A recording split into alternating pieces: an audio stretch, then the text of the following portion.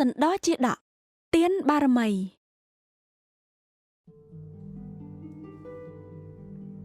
ការធ្វើដំណើររបស់ព្រាហ្មណ៍ជូជក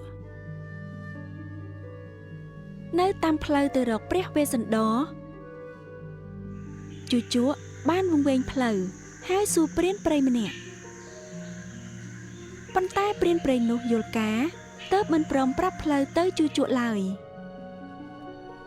ព្រានព្រៃដឹងពីចេតនារបស់ជូជកហើយបានពន្លែងសត្វឆ្កែដ៏កាចសាហាវរបស់គាត់ទៅខាំជូជកបានរត់ឡើងដើមឈើគេចពីសត្វឆ្កែនោះស្ទើរតែមិនទាន់ជូជកផិតភ័យតែមិនចុះញោមបានបន្តដំណើរទៅមុខទៀតហើយទីបំផុតបានជួបឥសីម្នាក់ដែលបានប្រាប់ផ្លូវទៅអាស្រមព្រះវេស្សន្តរ